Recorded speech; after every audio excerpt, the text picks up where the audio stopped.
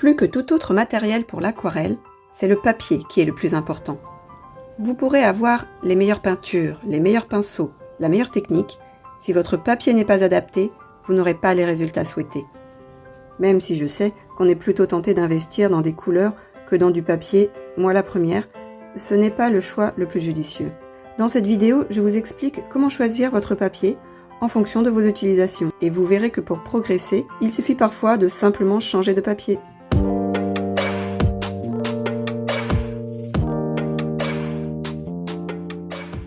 Je vais vous présenter les quelques caractéristiques à connaître. C'est parti! Tout d'abord, la composition du papier. Il existe des papiers en cellulose, c'est-à-dire faits à partir de bois, et des papiers en coton.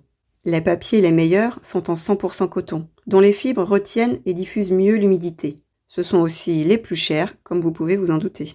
Ils permettent des lavis uniformes et de belles fusions de couleurs, et sont parfaits pour travailler dans l'humide. Si ce n'est pas indiqué sur l'emballage, c'est que votre papier est très certainement de la cellulose.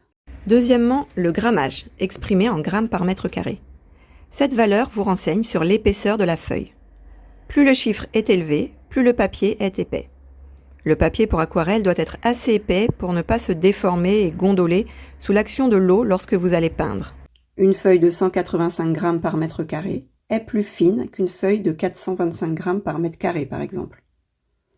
Le poids classique pour un papier aquarelle est 300 grammes par mètre carré, mais des grammages inférieurs peuvent être suffisants si vous ne travaillez pas trop dans l'humide ou que vous fixez votre feuille sur un support avec du scotch de peintre. Cela lui évitera de gondoler avec l'eau.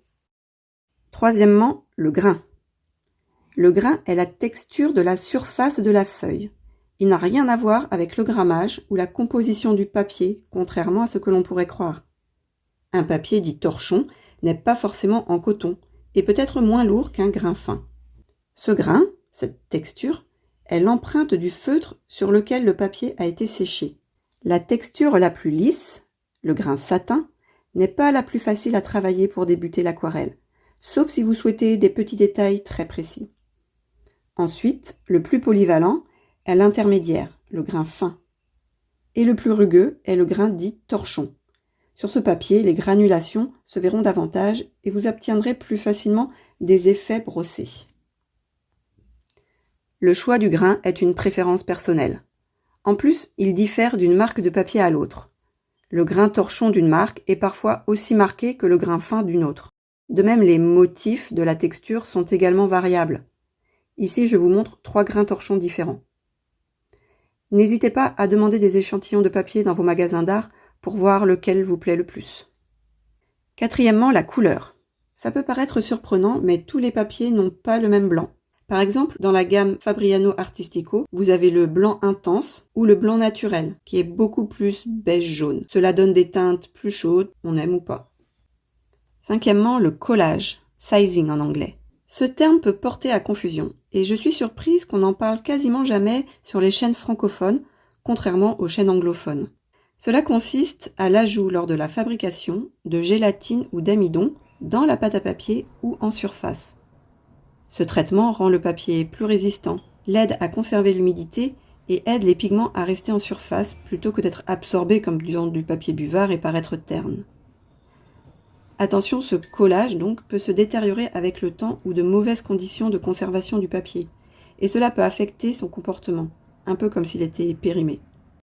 Sixièmement, la présentation. Vous pouvez trouver du papier sous différentes formes. En grande feuille, vous pouvez le découper au format que vous voulez. C'est le format le plus économique. En bloc, collé sur 1 ou 4 côtés. Le collé 4 côtés est plus cher, mais il vous évite l'étape de scotcher votre feuille sur un support. En carnet, qui peuvent être très onéreux si la qualité du papier est au rendez-vous. Vous ne trouverez pas facilement votre carnet idéal, qui aura votre papier préféré, le bon format, le bon nombre de pages, la bonne couverture, etc. Heureusement, vous pouvez facilement faire vous-même votre carnet idéal qui répondra à tous vos critères avec 2 ou 3 feuilles au format Jésus et le tuto que je vous ai fait et dont je vous mets le lien à la fin de la vidéo et dans la description sous la vidéo. Septièmement, le prix. Comme vous l'aurez compris, le bon papier a un coût non négligeable. Si vous débutez et que vous voulez juste faire des essais, ne choisissez pas un papier trop onéreux que vous auriez peur de gâcher. Pour vous lancer au début, du moment que c'est un papier spécial aquarelle, cela fera l'affaire. Il vaut mieux s'exercer sur du papier moyen que de ne pas s'exercer du tout de peur de gaspiller du papier. Gardez seulement en tête que si vous n'arrivez pas au résultat voulu, c'est possiblement à cause du papier. Vous l'aurez compris, trouver un bon papier qui correspondra à votre pratique, vos goûts, votre budget n'est pas évident. C'est pourquoi je vous recommande de tester des papiers de marque reconnue que vous pourrez racheter facilement en cas de coup de cœur. Et voilà, j'espère que cette vidéo vous a plu et que vous pourrez désormais choisir vos papiers en toute connaissance de cause. Si vous êtes curieux du matériel d'aquarelle, n'hésitez pas à aller voir ma série Le secret des couleurs. À bientôt!